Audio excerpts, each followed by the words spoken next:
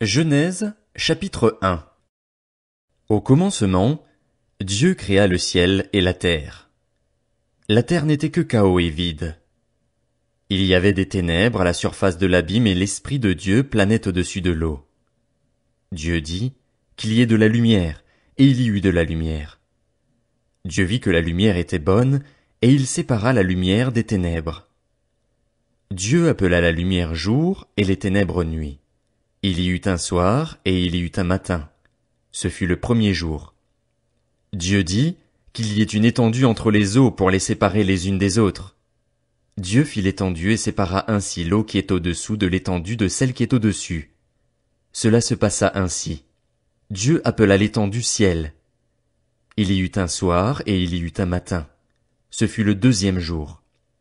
Dieu dit que les eaux qui sont au-dessous du ciel se rassemblent à un seul endroit et que le sec apparaisse. Et cela se passa ainsi. Dieu appela le sec terre et la masse des eaux mer. Dieu vit que c'était bon. Puis Dieu dit que la terre produise de la verdure, de l'herbe à graines, des arbres fruitiers qui donnent du fruit selon leur espèce et qui contiennent leurs semences sur la terre. Et cela se passa ainsi. La terre produisit de la verdure, de l'herbe à graines selon son espèce et des arbres qui donnent du fruit et contiennent leurs semences selon leur espèce. Dieu vit que c'était bon. Il y eut un soir et il y eut un matin. Ce fut le troisième jour. Dieu dit qu'il y ait des luminaires dans l'étendue du ciel pour séparer le jour de la nuit.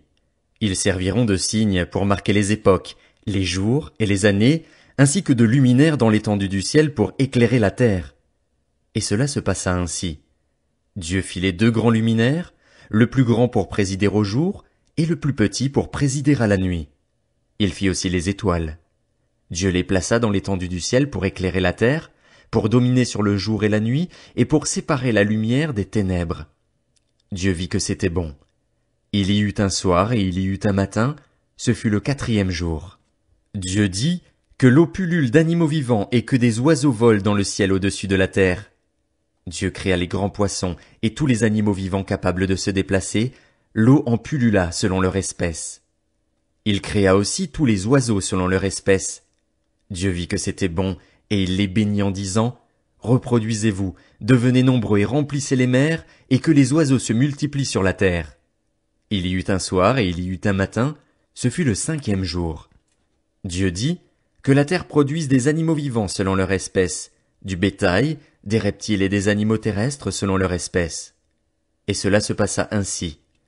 Dieu fit les animaux terrestres selon leur espèce, le bétail selon son espèce, et tous les reptiles de la terre selon leur espèce. Dieu vit que c'était bon. Puis Dieu dit, faisons l'homme à notre image, à notre ressemblance, qu'il domine sur les poissons de la mer, sur les oiseaux du ciel, sur le bétail, sur toute la terre et sur tous les reptiles qui rampent sur la terre. Dieu créa l'homme à son image, il le créa à l'image de Dieu. Il créa l'homme et la femme. Dieu les bénit et leur dit, reproduisez-vous, devenez nombreux, remplissez la terre et soumettez-la. Dominez sur les poissons de la mer, sur les oiseaux du ciel et sur tout animal qui se déplace sur la terre. Dieu dit aussi, je vous donne toute herbe à graines sur toute la surface de la terre, ainsi que tout arbre portant des fruits avec pépins ou noyaux, ce sera votre nourriture. À tout animal de la terre, à tout oiseau du ciel, et à tout ce qui se déplace sur la terre, à ce qui est animé de vie, je donne toute herbe verte pour nourriture. Et cela se passa ainsi. Dieu regarda tout ce qu'il avait fait, et il constata que c'était très bon. Il y eut un soir et il y eut un matin, ce fut le sixième jour. Genèse, chapitre 2. C'est ainsi que furent terminés le ciel et la terre et toute leur armée. Le septième jour, Dieu mit un terme à son travail de création. Il se reposa de toute son activité le septième jour. Dieu bénit le septième jour et en fit un jour saint, parce que ce jour-là il se reposa de toute son activité, de tout ce qu'il avait créé. Telle fut l'histoire du ciel et de la terre quand ils furent créés. Lorsque l'Éternel Dieu fit la terre et le ciel, il n'y avait encore aucun arbuste des champs sur la terre et aucune herbe des champs ne poussait encore, car l'Éternel Dieu n'avait pas fait pleuvoir sur la terre et il n'y avait pas d'homme pour cultiver le sol. Cependant, une vapeur montait de la terre et arrosait toute la surface du sol. L'Éternel Dieu façonna l'homme avec la poussière de la terre. Il insuffla un souffle de vie dans ses narines et l'homme devint un être vivant. L'Éternel Dieu planta un jardin en Éden, du côté de l'Est, et il y mit l'homme qu'il avait façonné. L'Éternel Dieu fit pousser du sol des arbres de toutes sortes, agréables à voir et porteurs de fruits bons à manger. Il fit pousser l'arbre de la vie au milieu du jardin, ainsi que l'arbre de la connaissance du bien et du mal. Un fleuve sortait d'Éden pour arroser le jardin, et de là il se divisait en 4 bras. Le nom du premier est Pishon. Il entoure tout le pays de Havila où se trouve l'or. L'or de ce pays est pur. On y trouve aussi le bdellium et la pierre d'onyx. Le nom du deuxième fleuve est Gihon. Il entoure tout le pays de Cush. Le nom du troisième est le Tigre. Il coule à l'est de la Syrie. Le 4e fleuve, c'est l'Euphrate. L'Éternel Dieu prit l'homme et le plaça dans le jardin d'Éden pour qu'il le cultive et le garde. L'Éternel Dieu donna cet ordre à l'homme: tu pourras manger les fruits de tous les arbres du jardin, mais tu ne mangeras pas le fruit de l'arbre de la connaissance du bien et du mal, car le jour où tu en mangeras, tu mourras, c'est certain. L'Éternel Dieu dit: il n'est pas bon que l'homme soit seul, je lui ferai une aide qui soit son vis-à-vis.